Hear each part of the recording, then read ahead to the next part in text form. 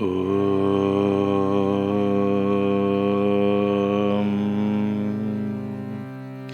Shuklambaradharam Vishnum Shashivarnam Chaturbhujam Prasannavadanam Dhyayet Sarva Vignopashantaye Vande Sri Ramanarushe Acharyasya Padabjam Yo me darshayadhisham bhantam dhvantamatityaha akhanda satchidanande parabrahmanya laukike vilasantam gurum nomim sarvada hridyaham bhaje. Day by Day with Bhagavan. 16/3/1945 morning. A visitor. Should I give up my business and take to reading books on Vedanta? Bhagavan. If the objects have an independent existence, that is, if they exist anywhere apart from you, then it may be possible for you to go away from them. But they don't exist apart from you. They owe their existence to you, your thought. So, where can you go to escape them? As for reading books on Vedanta, you may go on reading any number of them. They can only tell you, realize the self within you. The self cannot be found in books. You have to find it out for yourself in yourself. Evening. Almost the same question was put by another visitor in the afternoon, and Bhagavan said, Where can you go, fleeing from the world or objects? They are like the shadow of a man, which the man cannot flee from. There is a funny story of a man who wanted to bury his shadow. He dug a deep pit and, seeing his shadow at the bottom, was glad he could bury it so deep. He went on filling the pit, and when he had completely filled it up, he was surprised and disappointed to find the shadow on top. Even so, the objects or thoughts of them will be with you always till you realize the self. 17/3/1945 afternoon. Mr. T.P. Ramachandra Iyer asked Bhagavan about the meaning of Or Oli in the stanza of Ulladu Narpadu, reality in 40 verses. Bhagavan. Or Oli means Nirainda Oli. It refers to that light of Manas in which we see all the world, both the known and the unknown of the world. There is first the white light, so to call it, of the self, which transcends both light and darkness. In it, no object can be seen. There is neither seer nor seen. Then there is total darkness, or avidya, in which also no objects are seen. But from the self proceeds a reflected light, the light of pure manas, and it is this light which gives room for the existence of all the film of the world, which is seen neither in total light nor in total darkness, but only in the subdued or reflected light. It is this light which is referred to in the stanza. 18/3/1945. On or about 15/3/1945, Bhagavan had asked someone in the hall to read about Bhakta Vijayam to illustrate from the story of Tulasidas how one totally immersed in sensual life suddenly recoils and goes to the other extreme of a highly religious life. In the story, Tulasidas runs away from wife and home and is mad after Hari at Benares. The wife and mother go and entreat him to come back, reminding him of his great love for them all. He takes no notice of them at all, but asks them, "Has my Hari come?"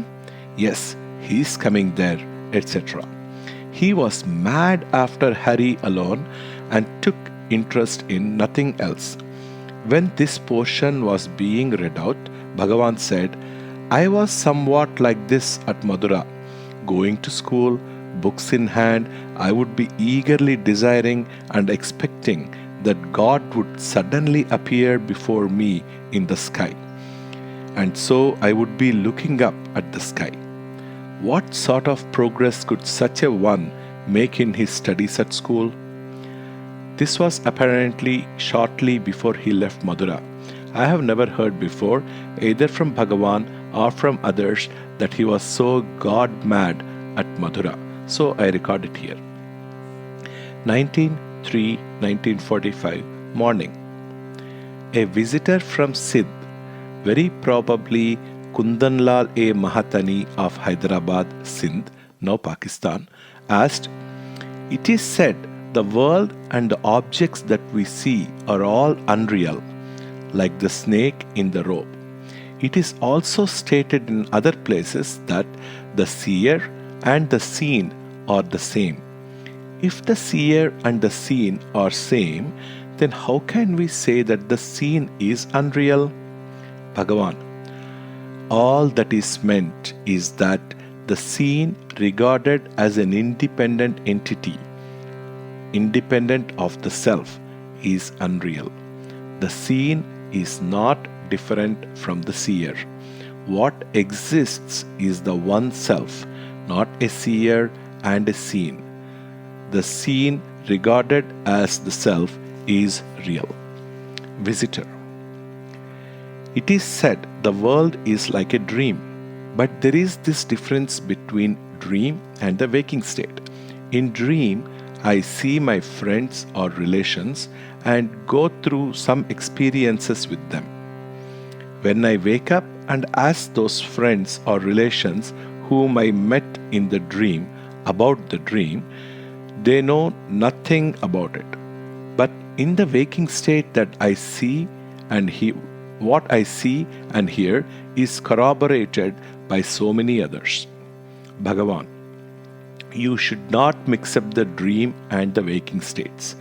Just as you seek corroboration about the waking state experiences from those whom you see in the waking state, you must ask for corroboration about the dream experiences from those whom you saw in the dream state, that is, when you were in the dream. Then, in the dream, those friends or relations whom you saw in the dream would corroborate you. The main point is, are you prepared when awake to affirm the reality of any of your dream experiences?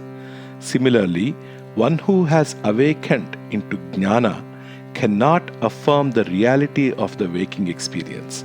From his viewpoint, the waking state is dream. Visitor. It is said only some are chosen for self-realization and those alone could get it. It is rather discouraging. Bhagavan, all that is meant is we cannot by our own buddhi, unaided by God's grace, achieve realization of self. I added, Bhagavan also says that even that grace does not come arbitrarily, but because one deserves it by one's own efforts, either in this or in previous lives. Visitor. Human effort is declared to be useless. What incentive can any man then have to better himself? I asked, where is it said you should make no effort or that your effort is useless? The visitor thereupon showed the portion in Who Am I, where it is said, when there is one great force looking after all the world, why should we bother what we shall do? I pointed out that what is deprecated there is not human effort, but the feeling that I am the doer. Bhagavan approved of my explanation when I asked him if it was not so. Afternoon. Bhagavan said he once had a dream that he went to Parani and then he and that he then devoured the Palani god, Lord Subramanya, and that he had at another time a dream that he visited Tiruchendur temple, where also the deity is Lord Subramanya. The details of this dream Bhagavan does not remember. I remember that some people once wanted to know if a Jivan Mukta can have dreams. The doubt is natural because we believe Jnanis have no sleep like ordinary men. So they may not have dreams. I therefore asked Bhagavan about this matter, and he said, if the Jnani can have a waking state, what is the difficulty about his having a dream state? But of course, as his waking state is different from the ordinary man's waking state, so his dream state also will be different from the ordinary man's dream state. Whether in waking or in dreams, he will not slip from his real state, which is sometimes called the fourth or Turiya state. 24/3/1945 afternoon. I was reading Vichara Sangraha, self-inquiry. I came across the statement that something in the heart நான் என்று ஸ்புரித்து கொண்டு நக்கிறது. That is, something is shining or sounding as I in the heart. I have always had doubt what exactly the word Spurana meant. So I asked Bhagavan, and he said, it means vilanguvadu or vilakkuvadu, that is, which shines or illuminates. I asked, is it not a sound we hear? Bhagavan said, yes, we may say it is a sound we feel or become aware of. He also referred to the dictionary and said, the word means throbbing, springing on the memory, flashing across the mind. Thus, both sound and light may be implied in the word Spurana. Everything has come from light and sound. I asked Bhagavan what it is that shines, whether it is the ego or the self. He said it was neither the one nor the other, but something in between the two, that it is something which is a combination of the I, self, and the I thought, ego, and that the self is without even this Purana. Explaining how the self is mere light and how it is both the word or sound, and also that out of which word or sound originally came, Bhagavan said, man has three bodies, the gross one made of the 5 elements, the sukshma or subtle one made of manas and prana, and the jiva. Similarly, even Ishvara has 3 bodies. All the manifested universe is his gross body. Light and sound are his sukshma body, and the self his jiva. 25/3/1945 afternoon. One P. Sri Krishnaya of Peddapalyam near Tenali came to the ashramam on the 22nd and started reading with Bhagavan's permission a small work on the life of Dhanurdasa, Pillai Urangavilli Charitram, composed by him in Telugu verse and dedicated to Bhagavan. The dedication is both humorous and touching, the poem being regarded as a virgin offered to Bhagavan for marriage, as Kanyadana is considered the best gift. He seems to have written the dedication first and later composed the work. Thus he chose his son-in-law before he begot his daughter, and in the end of his dedication he says, "You have already wedded Mukti. Please take this girl of mine also and treat her kindly and well, correcting her faults and ignoring her weaknesses. I cannot ask you to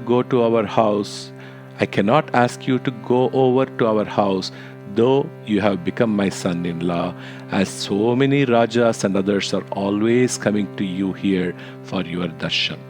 He also says, by this marriage of my Vaishnava daughter to Bhagavan, Advaita and Visishtadvaita have become wedded.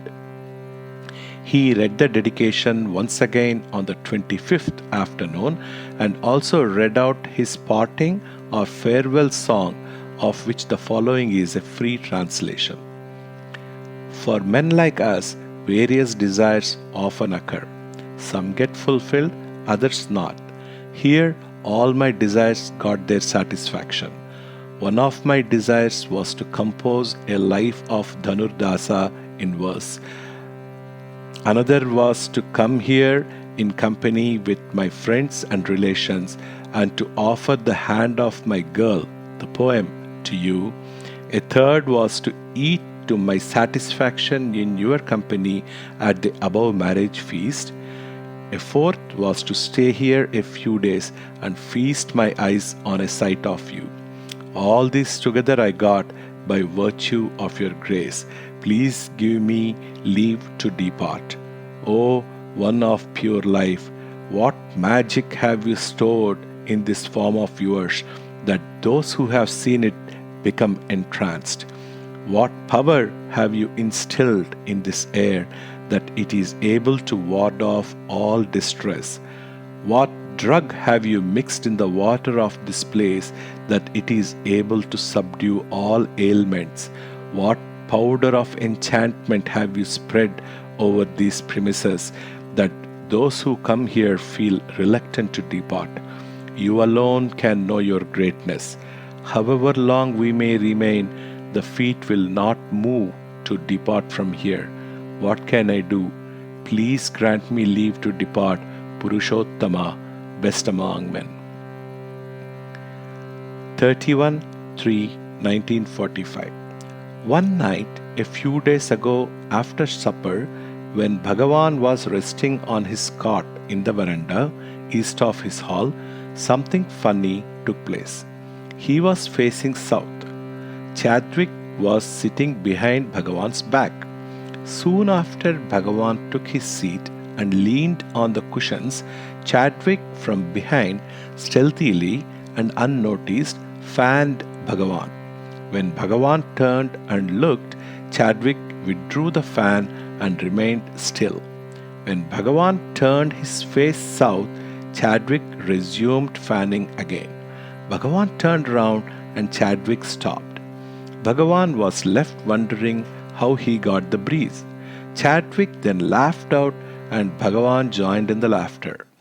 This shows how even with such an eminent master, a devotee can play and both can enjoy the joke like children. Afternoon. It seems a visitor, the Raja of Sivaghar in the UP, told Bhagavan that he had surrendered himself to Bhagavan and Bhagavan should give him jnana. Bhagavan referred to an article on Namadev's insistence on the importance of the Lord's name in the September 1937 issue of Vision, where it is pointed out that only when the I, the ego, is surrendered, the significance of the Lord's name will be realized. When I entered the hall, the story of how Ashtavakra Gita came to be taught was being recounted in English for the benefit of the above Raja and other visitors.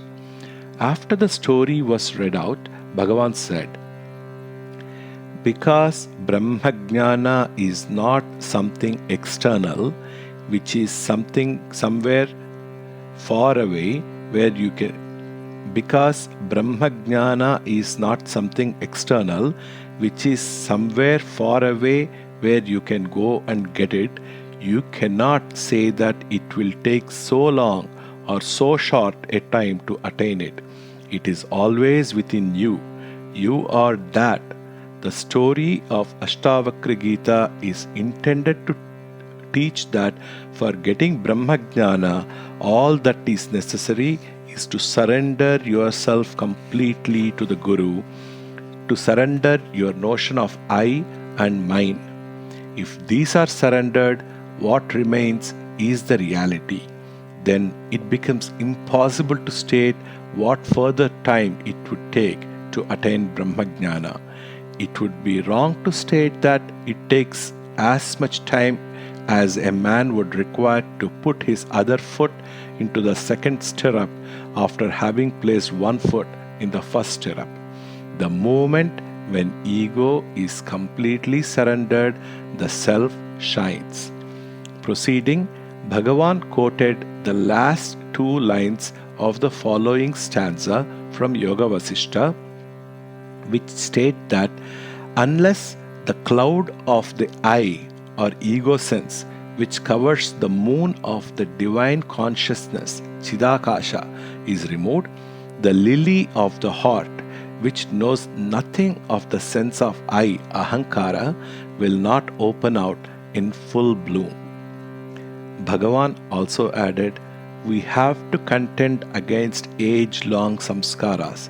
They will all go, only they go comparatively soon in the case of those who have already made sadhana in the past and late in the case of the others. In this connection, I asked, 5/6/1945 afternoon. Myself, Harindranath Chattopadhyaya, G.V. Subbaramaya and T.P. Ramachandra Iyer were sitting in the front row just opposite Bhagavan in the hall, and GVS said to H.C., I recently came across a typed copy of some of your verses made at Aurobindo Ashram with Sri Aurobindo's notes on the margin highly commending some verses.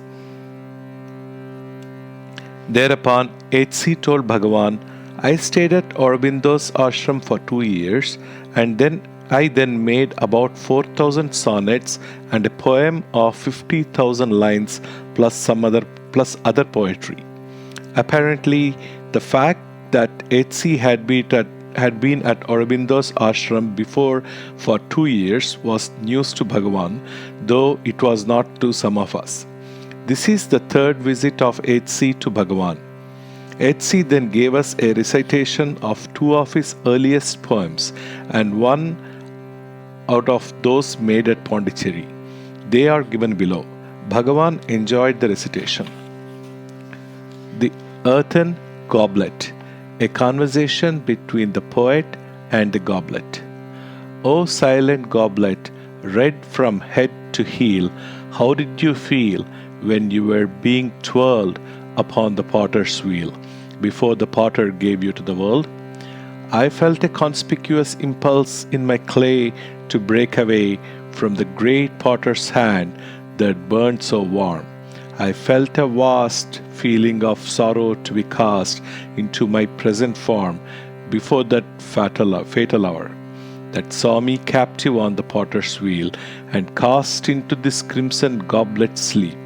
I used to feel the fragrant friendship of a little flower whose root was in my bosom buried deep. The potter has drawn out the living breath of me and given me a form which is the death of me.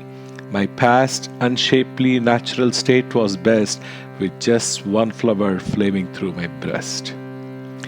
Pictures of clay. Outside the potter's shop upon the way, in patient rows we stand, pictures of clay, under a copper-clouded sky of gold, expecting every moment to be sold. Although we have no language, yet we feel a bitterness towards the potter's wheel, which molded us, what though without a flaw, to shape which is against our being's law. Pictures are beautiful, and yet indeed, even from beauty we would all be freed, and slipping into the earth, secure escape from the enchanted tyranny of shape. Some of us pictures tired of being dropped and break to pieces in the potter's shop. Pathetic things, what does the potter care for the pale weariness of earthenware? Shaper shaped. In days gone by, I used to be a potter who would feel His fingers mold the yielding clay to patterns on his wheel. But now, through wisdom lately won, that pride has died away. I have ceased to be the potter and have learned to be the clay. In other days, I used to be a poet through whose pen innumerable songs would come to win the hearts of men. But now, through new got knowledge which I hadn't had so long, I have ceased to be the poet and have learned to be the song. I was a fashioner of sorts in days that now are gone, which on 100 battlefields glittered and gleamed and shone. But now that I am brimming with the silence of the Lord, I have ceased to be a sword maker and learned to be the sword. In bygone days, I used to be a dreamer who would hurl on every side an insolence of emerald and pearl. But now that I am kneeling at the feet of the Supreme, I have ceased to be the dreamer and have learned to be the dream. After this, I asked H.C. to recite before Bhagavan, or rather act as on the stage, a piece from a play of his, in which a dock laborer, groaning under his work, bursts out into a complaint. H.C. did so, and all saw how moving a good recitation can be. After a while, H.C. asked Bhagavan, "How is it, Bhagavan? We sometimes feel choked with tears in Bhagavan's presence." Bhagavan smiled and kept quiet.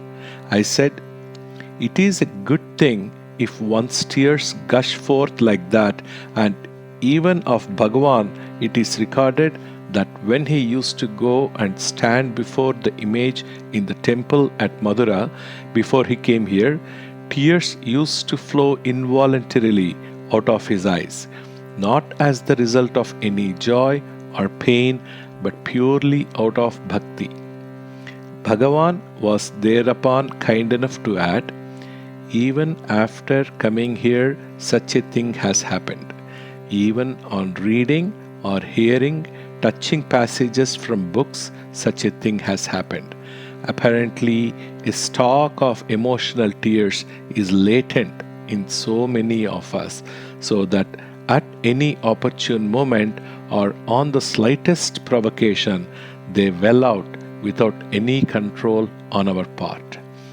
Then Bhagavan narrated very dramatically, as is usual with him, an incident which occurred when he was about 22 and living in the Virupaksha cave. It seems he was sitting on a rock near the cave, and a boy of about 8 or 10 years came there, looked at Bhagavan, and not being able to bear the sight of such a young and bright person taking to such a hard life of penance, was so moved to compassion that he started to sob and sobbed violently for some time. Bhagavan said, "Who could say what was the reason for his sobbing and why tears flowed out of him merely at his seeing me?" Bhagavan continued in a reminiscent mood later in the day and added that another boy, also about 8 or 10 years old, met Bhagavan another day in the Virupaksha cave days and took such pity on Bhagavan that the following conversation took place between them. Bhagavan was sitting on a rock near the cave all alone, and the boy came and met him there. Boy: "Why are you here all alone like this?" Bhagavan: "I had some trouble at home and so have come away like this." Boy: "Then how about your food?" Bhagavan: "I eat if anybody gives me anything to eat." Boy: "I have a good master. I shall take you to him. First, you may have to volunteer your services free. If he approves of your work, he will give you 3 pies a day, and gradually he will increase it to 6 pies, and so on." Bhagavan: "Yes, please do so." Bhagavan added, there was no doubt that the boy was very much concerned over what he considered my sad plight, and that he was moved by great and genuine pity. Bhagavan also recalled the incident in which an old Harijan woman one day about noontime accosted Bhagavan on one of his rambles on the rough jungle path down the hill and remarked, "A curse on you! Why can't you stay quiet in a place?" Bhagavan said, "Yes, this is very good advice," and also slapped his own cheeks as if in punishment for not having known what the woman taught them. Relating the above incident, Bhagavan said that when first the old woman began abusing him, he could not understand how he deserved it and was dumbfounded as to what offense he could have given to the woman. This made Mr. T.S. Rajagopal recall an article by one Miss Sauris in a Telugu journal called Bharati. For the benefit of Harindranath Chettopadhyaya and some others who were new to it, Bhagavan again related the incident to the merriment of all of us. Bhagavan said, "One day the Mauni brought the tapals post as usual. I left the papers and magazines on the couch and was looking at the letters. After showing the tapals to me, Mauni left the hall and took the Bharati number with him, saying he would read it and bring it back. After a little time, he came back, left the magazine on my couch, and was going out. While near the door, he suddenly said, 'What a thief is Bhagavan!' And before I could ask why he said so, he had gone. I was wondering what I could have done to have made the Mauni reproach me like that. It sort of rankled in my mind, and only after I read the article in the Bharati and came to the very last sentence in it, which was, 'Oh, what a thief is Bhagavan,' I could understand the joke." 23rd 8 1945, morning 10 a.m. Mr. Kundanlal Mahatani of Karachi, who has been staying here for about 8 months, asked Bhagavan for direct Upadesha, urging that all the books emphasize that nothing can be achieved by anybody except with the help of Upadesha from a Guru, and that though he has read all the directions given by Bhagavan for self-enquiry and attaining stillness of mind where God can be realized as I, he still did not know what was the best method for him individually. This was not the first time he had made such a request. At least twice before, once in June and again in July, he had done so. Neither then nor now did Bhagavan make any reply. The gentleman was very much dejected and was worried whether he was not fit to receive any reply and whether he had committed any offense on the account of which Bhagavan was not pleased to reply. Later in the day, in the evening, Bhagavan, in connection with some other matter, referred to a Tamil poem, and to look at a translation of it, Mr. Mahatani borrowed my notebook on 24/8/1945. As often happens to devotees who indirectly receive necessary instructions, Mr. Mahatani found in the notebook instructions which suited him.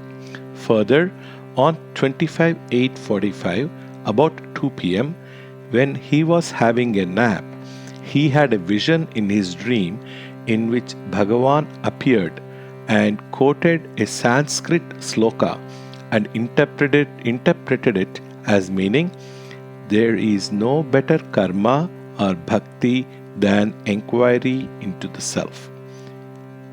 He was greatly delighted, and later in the same dream, another devotee put the same question to Bhagavan, and Mahatani repeated the above answer to him and laughed heartily. All this was reported to Bhagavan on the 25th by Mahatani. 8/9/45, morning. Mr. Subba Rao of Bezwada asked Bhagavan, "What is the difference between imagination and vision. Bhagavan. One is voluntary and the other is not. But in the ultimate analysis, though not in the immediate present, even vision must have had its origin in the voluntary sphere. Subbarao. As dreams have their origins there, Bhagavan. Yes. Another visitor. It is said that our waking life is also a dream, similar to our dream during sleep. But in our dreams, we make no conscious effort to get rid of the dream and to awake, but the dream itself comes to an end without any effort on our part and we become awake. Similarly, why should not the waking state, which is in reality only another sort of dream, come to an end of its own accord and without any effort on our part and land us in jnana or real awakening? Bhagavan. You are thinking that you have to make an effort to get rid of this dream of the waking state, and you are making efforts to attain jnana or real awakening are all parts of the dream. When you attain jnana, you will see there was neither the dream during sleep nor the waking state, but only yourself and your real state. I pressed Bhagavan. But what is the answer to the question? Why should not the waking state also pass like our dreams without any effort on our part and land us in jnana as a dream passes off and leaves us awake? Bhagavan. Who can say that the dream passed off of its own accord? If the dream came on, as is generally supposed, as the result of our past thoughts or karma, probably the same karma also decides how long it should last and how after that time it should cease. I was still unsatisfied, and as the result of further talk with Bhagavan, I feel that the waking state, though a sort of dream, is clearly distinct from the dream during sleep in this, namely that during dream it never occurs to us that it is a dream, whereas in the waking state we are able to argue and understand from books and gurus and from some phenomena that it may be only dream after all. Because of this, it may be our duty to make an effort to wake into jnana. Bhagavan says that we don't deem a dream till we wake up, that the dream looks quite real while it lasts, and that similarly this waking state will not appear a dream till we wake up into jnana. Still, it seems to me that because of the above difference between the dream and the waking states, our effort is called for. 14/9/1945.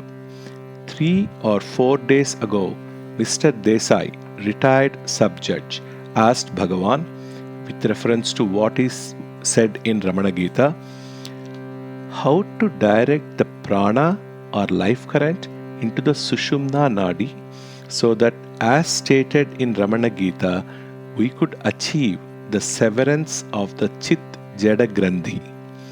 Bhagavan said, by enquiring, who am I?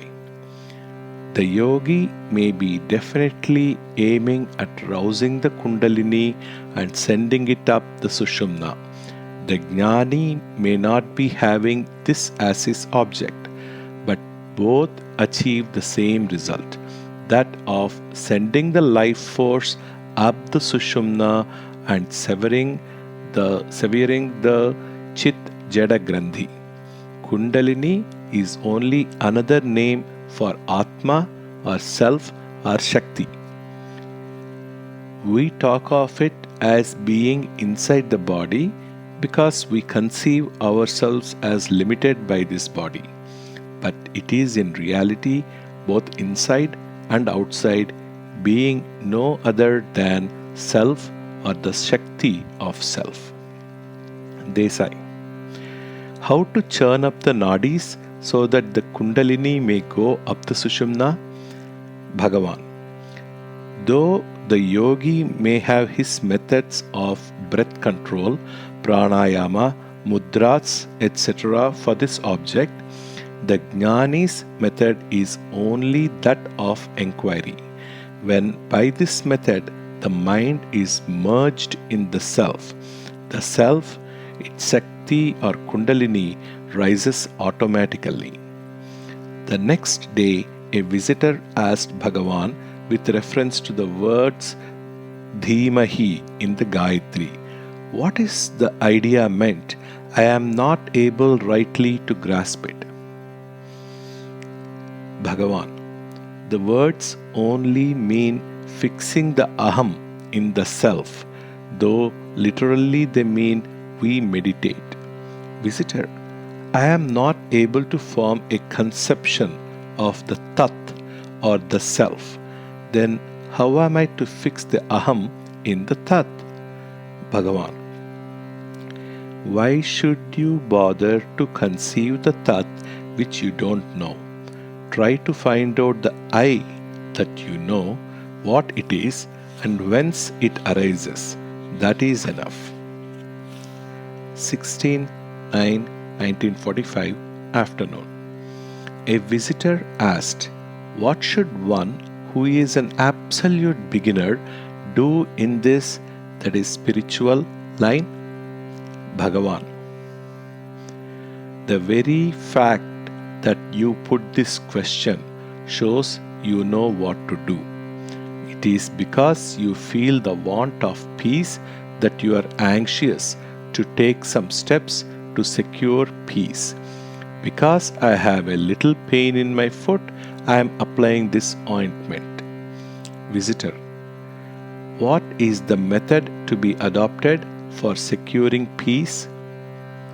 Bhagavan, the conception that there is a goal and a path to it is wrong.